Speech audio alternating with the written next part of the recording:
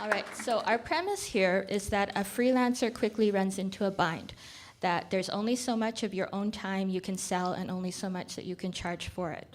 And all three of our guests have chosen to structure their businesses to escape that bind, and that's what we're going to talk about today. So my first question is, why did you decide to structure your business so that you were no longer just selling your time? We'll start with Ashley. We did a couple different things. So first of all, one of the directions we've started going in is also selling products. So it's difficult to scale your business because there's only so many hours in a day. So because we're a development shop, we look for opportunities in both our client projects and externally to build products that we could sell that would provide ongoing income for us. Sam? A very similar story. When we first started Wellnext, we realized that there was an opportunity specifically in workplace wellness, offering, there are many, many different organizations providing services on top of, or in the workplace wellness space, but we really wanted to provide a solution that was turnkey and easy for organizations to adopt. Had we approached it from a kind of a custom perspective or a one-off perspective, we wouldn't have been able to scale the way we are today. And Todd? I started in creative services and marketing, my first job. And there was something about it I didn't like, but I couldn't really say why. And when I went into journalism, I learned certain things. I really enjoyed aspects of journalism, especially the research, talking to people, part of journalism. And then I realized there was something I didn't like about it, journalism. And so starting Story Engine was a marriage of the two things I didn't like, what I didn't like about the marketing world and what I didn't like about journalism. But taking what I did like and smashing it together and creating Story Engine was, I thought, better than doing what most of my colleagues had done, which is either go off and do freelance or go into PR and communications. Neither were interesting to me. And that's a common thing for people when they move into the writing space, is to put out their shingle and be a freelance writer or a freelance photographer. So what specifically about that kind of life did not appeal to you? Or a freelance consultant, for that matter? Poverty, mostly. There are so many writers out there, and they're all awesome. And I think content today, especially when people are pleased to do almost anything for free, it is just about free.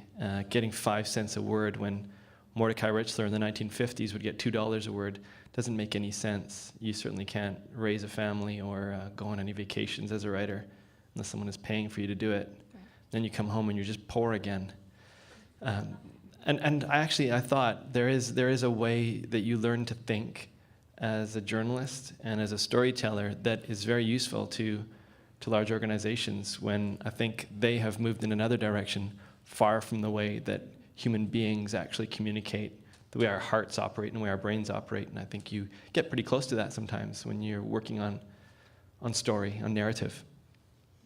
Sam, people are willing to give you money to consult, so why build a whole company that has products and possible investment and things that you have to sell instead of just taking money to consult? It's an excellent question. The easy answer is that consulting's too easy. To work for an hour, to get paid for an hour is fairly easy. When we started Wellnext, we really wanted to work for an hour and get paid for 100 hours or 200 hours or 500 hours, and that's really the nature of product scale or scalable business. It was really about the challenge of doing something that we hadn't done before. My business partner and I, we've done a lot of consulting. We still do bootstrap our business that way. But now that we're moving towards more licensing and product revenue versus hourly revenue, it gives us a different type of flexibility to grow scalable product, but also it changes the type of relationships we have with our customers. So instead of doing work for one customer, we're doing work for 100 customers. And as an entrepreneur, I find that exhilarating. Unfortunately, we're not driven by revenue, or driven by like the wanting to become millionaires. We want to become really impactful entrepreneurs, and the best way for us to do that is by building a product. And Ashley, people will pay you to make their websites. Why isn't that enough for you? I think it's that we want to have as many opportunities as possible to expand our business. So the consulting side and the web development side of our business is successful, is growing. We enjoy doing it. But if there's other opportunities, other products, other ways to grow our business and move into new markets, why not take those opportunities?